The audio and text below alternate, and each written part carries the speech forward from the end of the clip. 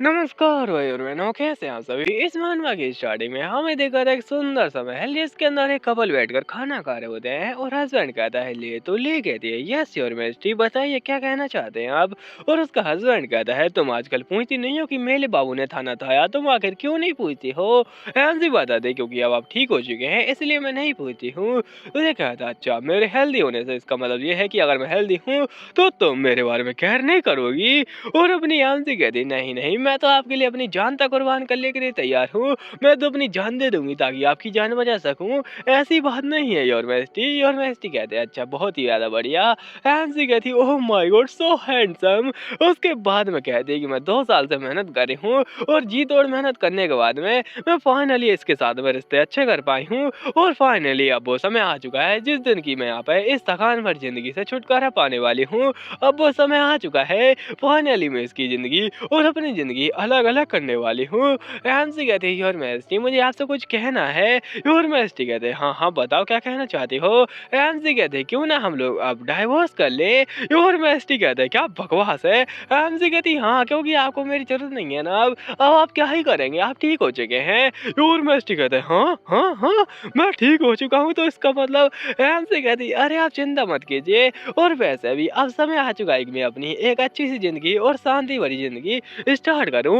MC कहती है कि हाँ वैसे भी आपको मेरे पिताजी से बहुत ज्यादा नफरत है, उनके साथ में आपका 36 का आंकड़ा चलता ही रहता है, इसी वजह से मैंने सोचा क्यों ना हम लोग अब डाइवोर्स कर ले। और मैंने इसके लिए सारी सारी चीजें तैयार कर ली हैं और अपने हाथों में वही डाइवोर्स पेपर लेकर ये देख रहा होता है जिसके अंदर डाइवोर्स एग्रीमेंट लिखा होता है। ये कहता नहीं ये अच्छा ठीक है फिर चलो खाना खाने के बाद हम लोग इसके बारे में बात करें। एमसी कहती हो आप मान चुके हैं, चलिए ठीक है फिर। ये कहता है हाँ आराम से चैन से खाना खाओ और ये खाना तुम्हें बहुत ही ज्यादा महंगा पड़ेगा।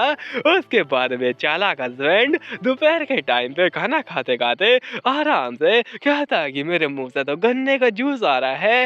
एमसी कहती oh my God your bestie आपके मुंह से तो गन्ने का जूस आ रहा है, ये कैसे हुआ।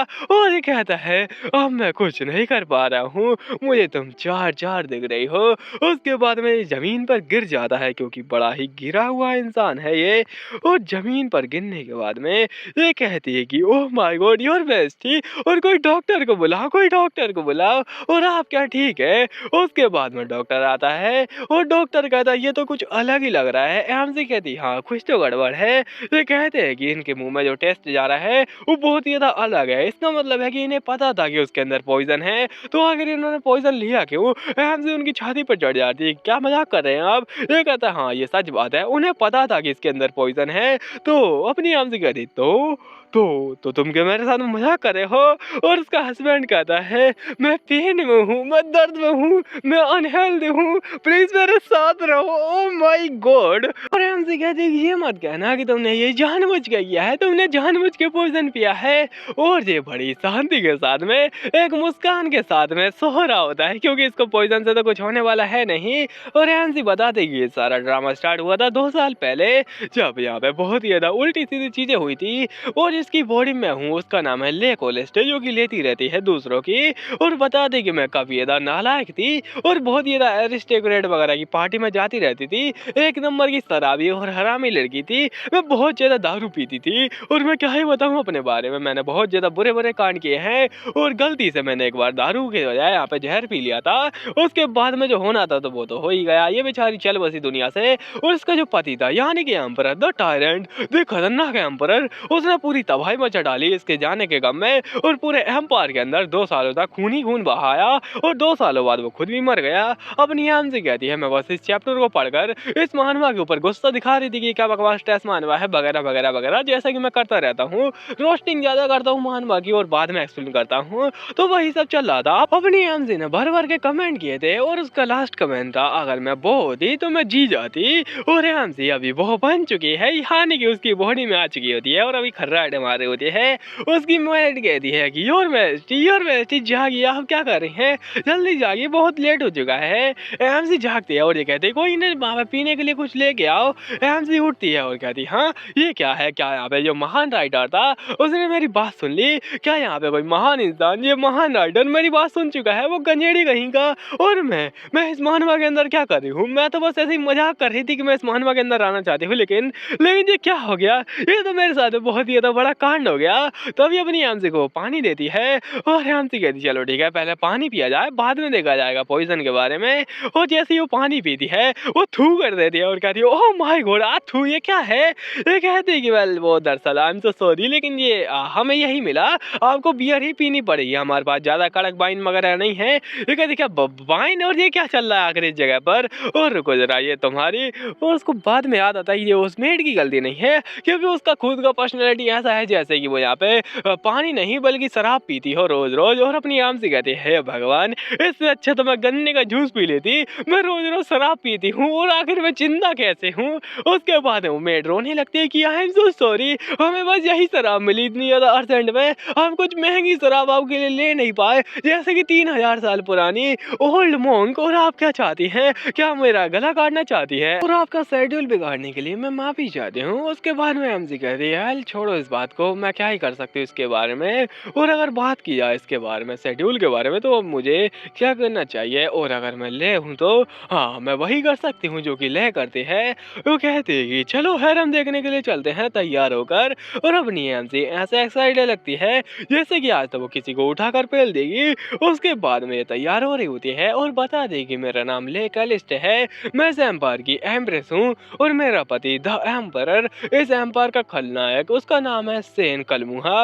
और वो सेन बड़ा ही खतरनाक इंसान है, उसके प्यार के मरने के गम में उसने 2 सालों तक इस एम्पायर का खून बहाया और उसके बाद में आत्महत्या कर ली। और यही है मेन प्रोटैगनिस्ट। इसी वजह से अपनी एमसी कहती है कि ये मानवा एकदम ट्रेस है, और इस मानवा के अंदर मैं आ चुकी हूँ, और मेरी एज अभी 21 साल है, मेरे पति की एज 26 साल है, यानी तबाही को आने में अभी 2 साल बाकी है। जब मेरी मृत्यु होगी तो उससे पहले मेरे को इन सारी चीजों को बदलना पड़ेगा, और उसके लिए मुझे क्या करना पड़ेगा, मुझे करना पड़ेगा हैरम का इंतजाम। और एमसी कहती चलो ठीक है चलते हैं हैरम के अंदर। ये कहती हाँ योर मैजेस्टी चलिए चलते हैं। और अभी ये जा रही होती है, सभी लोग इसको सलाम ठोक रहे होते हैं, और लोग पीछे से बातें कर रहे होते हैं कि आज ये फिर से यहाँ पे पैसा उड़ाने के लिए जाने वाली है ना। और ऐसा लगता है कि ये सारा एम्पायर का खजाना ऐसा ही उड़ा देगी, हमारे टैक्स का पैसा तो गया सारा तेल लेने के लिए। और अपनी एमसी कहती हाँ उनकी बात है, कुछ ज्यादा बड़ी बात नहीं है, वो हमेशा ही ऐसी बातें करते रहते हैं, क्योंकि मेरी हरकतें ही ऐसी है, मेरे यहाँ पे काम ही ऐसे है कि मैं क्या ही बताऊं, मैं इतनी ज्यादा बेकार हूँ कि मैं यहाँ पे अपने जो प्रोस्टिट्यूट होता है यानी मेल वाला, उसको मैं यहाँ पे महंगी यहाँ पे हीरे की अंगूठी पहनाती हूँ, उसके यहाँ पे छोटी उंगली में पैर की। अपनी एमसी कहती है आखिर मैं इतनी ज्यादा उल्लू दी पट्टी क्यों हूँ, मैं इतनी ज्यादा बेकार क्यों हूँ, छी छी छी। और हाथ थूक, मुझे पता है कि यहाँ पे मैं डिजर्व करती हूँ मरना, लेकिन फिर भी प्लीज मेरे को छोड़ डालो कोई, और मेरे साथ वैसा मत करो।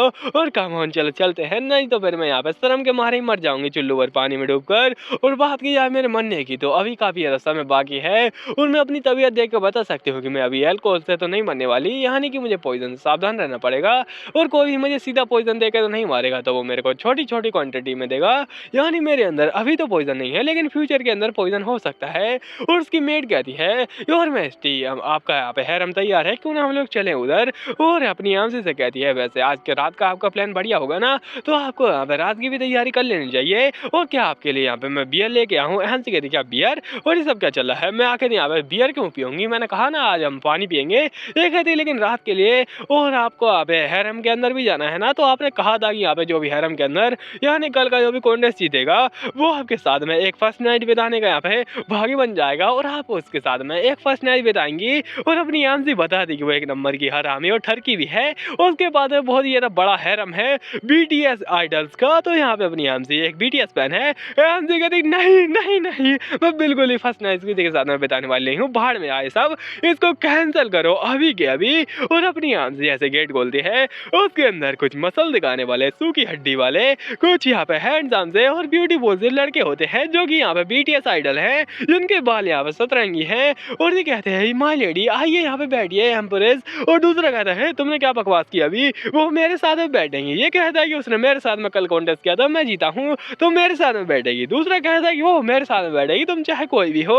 उसने यहाँ पे मेरे साथ में अच्छे से बातें की थी, तो वो मेरे साथ में बैठेगी। और ये दोनों के दोनों सूखी हड्डियां एक दूसरे को पकड़ के मारने लगते हैं और हमसे के सामने ही इनका झगड़ा चालू हो जाता है। और एमसी कहती है, इन सभी की भैंस की टांग, ये सब क्या चल रहा है, रुक जाओ सभी के सभी। और इन्होंने लगवा अपने बाल फाड़ी दिए होते हैं। एमसी कहती, तुम सभी के सभी अपना बोरिया बिस्तर बांधो और निकल जाओ यहाँ से। ये कहती, योर बेस्टी, आप पक्का ही मजाक कर रही होंगी ना, है ना, है ना, मुझे पता है आप काफी ज्यादा अच्छी है मजाक करने में। और आपके बिना हम लोग क्या ही करेंगे, बहुत ज्यादा अच्छा मजाक करते हैं। और एमसी का चेहरा बिल्कुल यहाँ पे किसी हैरम नॉवल की तरह ऐसा वाइट वाइट सा कर दिया गया है।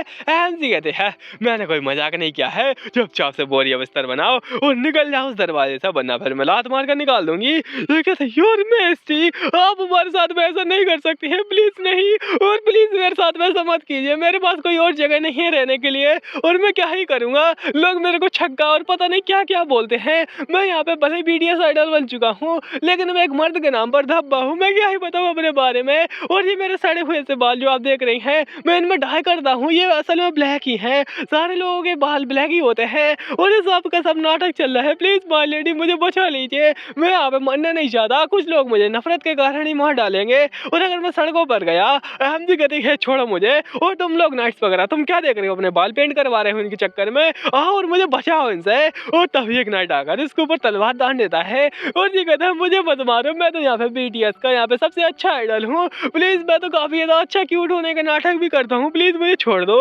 एमसी कहती, इनकी तो ये बहुत ज्यादा बकवास करते हैं, और वो बकवास कर रहे होते कि मेरे पास घर नहीं है, मैं क्या ही बताऊँ, मेरा पूरा यहाँ पे जीवन का मेहनत इसी के ऊपर लगा पड़ा है। और वो यहाँ पे काफी ज्यादा मासूम से बन रहे होते हैं, एकदम गर्ली टाइप के। और एमसी कहती, तुम मुझे बिल्कुल भी पसंद नहीं है, और तुम्हारा पिछवाड़ा लड़कियों के जैसा है, निकल जाओ यहाँ से। वो कहता है, लेकिन कल तो आप मेरे पिछवाड़े की तारीफ कर रही थी। एमसी कहती, और तुम्हारी स्किन बिल्कुल इतनी ज्यादा मुलायम है कि मैं क्या ही बताऊँ, तुम क्या मर्द बनोगे, छी निकल जाओ यहाँ से तुम भी। और तुम यहाँ पे अपने सतरंगी बाल बनवा रहे हो, निकल जाओ यहाँ से तुम भी। और तुम यहाँ पे सड़ी सी शकल के, तुम्हें क्या लगता है कि यहाँ पे लड़कियों जैसे दिखने से तुम एक मर्द बन जाओगे, निकल जाओ यहाँ से तुम भी। और तुम लाल छजिंदर, तुम तो दूर ही रहो यहाँ से। और बेचारे सारे बीटीएस आइडल्स को भगा देती है। और एमसी कहती है, और इन लोगों ने यहाँ पे कबाड़ा ही कर डाला था, और अब यहाँ पे शांति और सन्नाटा है, और पेड़ सुंदर से दिख रहे होते हैं। एमसी कहती, यही तो जीवन का असली मकसद होना चाहिए, ना कि वो ठरकी से बीटीएस आइडल। ये कहती, ओह माय लेडी, और आपने ये क्या कर डाला, और वैसे क्या आपके लिए मैं दारू लेके आऊँ, क्या आप ठीक है। एमसी कहती, मैं ठीक है, दारू कोई जरूरत नहीं है। और यहाँ पे वो कहती, लेकिन फिर भी क्या आपको दारू नहीं चाहिए। और आज रात के लिए जो होने वाला है, एमसी कहती, क्या होने वाला है। ये कहती, ओह सॉरी मैंने उसके बारे में बातें की, मैं खुद ही यहाँ पे इंतजाम कर दूंगी, आप यहाँ पे इस बात को छोड़िए, और रात में जो होने वाला है वो आप यहाँ पे खुद ही देख लेना। ये कहता है कि माय लेडी, मैं समझ चुका हूँ कि आपको क्या चाहिए, मैं यहाँ पे और भी ज्यादा हैंडसम आइडल को ढूंढूंगा, और मैं पूरी मेहनत करूंगा और भी ज्यादा हैंडसम आइडल को ढूंढने में, ताकि आप उनको अपने हैरम के अंदर ले सके। एमसी कहती, हो माय गॉड, ये तो मैंने बोला ही नहीं, ये क्या बकवास कर रहा है, और मुझे यहाँ पे इतने सारे हैरम के लोग नहीं चाहिए। वैसे आपको तो चाहिए होंगे, क्या आपको भी एक हैरम बनाना है बीटीएस आइडल्स का, कमेंट में जरूर बताना, और शर्माना बिल्कुल भी नहीं, क्योंकि शर्माने वाले को यहाँ पे कुछ भी नहीं मिलेगा कमेंट में। हमसे कहती है कि तुम यहाँ पे तुम अजीब से लोग, और उसको अजीब प्रकार से घूर रही होती है, तो वो कुछ और ही समझ लेता है, और वो कहता है, ओह तो आप ये कहना चाहती है, ठीक है मैं तैयार हूँ अपने आप को कुर्बान करने के लिए, और आई एम सॉरी मैं आज फटा हुआ कच्चा पहन के आया हूँ, तो आपको वो सब देखना पड़ेगा। हमसे कहती है, अरे मैया, अरे फटा हुआ कच्चा, और ये क्या बातें कर रहा है, और प्लीज आगे कोई मुझे बचाओ, मुझे नहीं चाहिए। वो कहता है, अच्छा आपको नहीं चाहिए, ठीक है मैं सब कुछ उतार देता हूँ, और वो फटा हुआ कुछ कच्चा उतार देता है अपनी। एमसी कहती, अरे बाप रे ये क्या दिखा रहा है, और हटाओ यहाँ से, हटाओ। वो कहता, अच्छा ठीक है मैं अपने कपड़े हटाता हूँ। एमसी कहती, अरे तुम्हें ही हटाओ, और इसको जेल में डालो कोई। उसके बाद में शांति छा जाती है, और एमसी यहाँ पे 2 घंटे की मेहनत करने के बाद में, जद्दोजहद करने के बाद में, फाइनली उन सारी मुसीबतों से अपने आप को यहाँ पे बचा लेती है। अभी आराम करते हुए कहते हैं कि फाइनली मैंने उन सभी को भगा डाला है, वो सभी मर्द के नाम पर धब्बा है, छक्के कहेंगे, और अभी मैं आराम कर सकती हूँ। तभी मेड आती है और कहती है, माय लेडी आज रात का प्लान आपको रह गया है। उसके साथ में एमसी कहती, क्या बकवास कर रही हो। ये कहती, हाँ आपका लास्ट हैरम का मेंबर वो तो रह ही चुका है। एमसी कहती, क्या हैरम का मेंबर, और तुम उसको यहाँ पे निकालना भूल गई, उसको भी लात मार के निकाल दो। ये कहती, लेकिन वो इंसान वो नहीं है जिसको कि आप यहाँ पे निकाल सकती हैं, वो आपका पति परमेश्वर पर है और आज रात उसके साथ में आपकी मीटिंग है, यानी वो सब नहीं होने वाला लेकिन उससे मिलना पड़ेगा एमसी को। और एमसी कहती night union night union night union. और अब मेरे दिमाग में आया वो टायरेंट है, ओ माय गॉड, आज मैं उस टायरेंट के साथ में रात गुजारने वाली हूँ, वो उस टाइप की नहीं। एमसी कहती मैं तो भूल ही गई थी, लेकिन ये तो रियल लेवल पे था ही नहीं, उस इंसान के साथ में मेरे साथ में तो यहाँ पे कुछ ऐसा होने ही वाला नहीं था। एमसी कहती तो तुम सो वैसे उसके बारे में बात कर रही थी, अच्छा अब मैं समझी, चलो ठीक है तैयार कर दो बिस्तर वगैरह। और वैसे क्या तुम मुझे बता सकती हो कि यहाँ पे क्या चल रहा है? मैं इतनी ज्यादा दारू पी चुकी क्योंकि मैं सब कुछ भूल चुकी हूँ, नाटक कर रही है यहाँ पर। और एमसी कहती मुझे कुछ भी याद नहीं है, ये कह रही है कुछ भी याद नहीं है, ठीक है मैं आपको बताती हूँ, वो दरअसल वो आपका पति है ना। एमसी कहती हाँ हाँ पति है ना, वो कौन मेरा पति? तो कहती अरे वो ड्यूक आपके जो पति हो चुके हैं उसके साथ में आपको यहाँ पर रात गुजारनी पड़ेगी और ये सब हो रहा है आपके पिताजी के चक्कर में। एमसी कहती क्या मेरा बाप वो इस सभी के अंदर कहाँ से आ गया? तो ये कहती कि उनका नाम यहाँ पे क्रोवेल कैलिस्टे है, जो कि आपके पापा है, यहाँ पे कमाल के स्वॉर्डमैन है इस एम्पायर के और साथ ही साथ फाउंडिंग एम्पायर भी हैं इस एम्पायर के, यानी उन्होंने ये एम्पायर बनाया है। उसी के साथ में ही वो आपके यहाँ पे पिताजी है, तो उन्होंने एक रूल लगाया है कि आपको यहाँ पे उसके साथ में यानी यहाँ पे उनके दामाद के साथ में रात गुजारनी पड़ेगी। एमसी कहती ये ससुर और दामाद दोनों के दोनों मुझे परेशान करने के पीछे पड़े हुए हैं और कौन ही अपनी बेटी को किसी और के साथ में भले वो उसका पति हो लेकिन रात गुजारने देने वाला। यहाँ पे ये आइडिया उनके दिमाग में आया तो आया कहाँ से? और यहाँ पे इनकी मैरिज के अंदर रूल है तो उसको बदल भी नहीं सकते हैं। एमसी कहती अब मैं क्या करूँ मैं क्या करूँ मैं क्या करूँ? और यहाँ पे रियल नोवेल के अंदर तो ये सब कुछ था ही नहीं, तो ये सब आया तो आया कहाँ से? अब मुझे क्या करना चाहिए? कोई यहाँ पे कोई बचाओ मेरे को प्लीज प्लीज प्लीज। और ये दुनिया बहुत ज्यादा ये निर्दयी है, कोई नहीं बचाने वाला मेरे को, राम राम। और मेरे को कोई तो बचा लेता। और रोने लगते हैं। मेड कहती क्या आप ठीक है?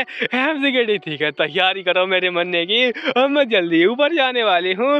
वो कहती क्या मजाक कर रही है? एमसी कहती नहीं मैं यहाँ पे ऊपर वाले कमरे में जाने वाली हूँ। ये कहती यस यस योर मैजेस्टी, हम आपका अभी इंतजाम करते हैं ऊपर जाने का।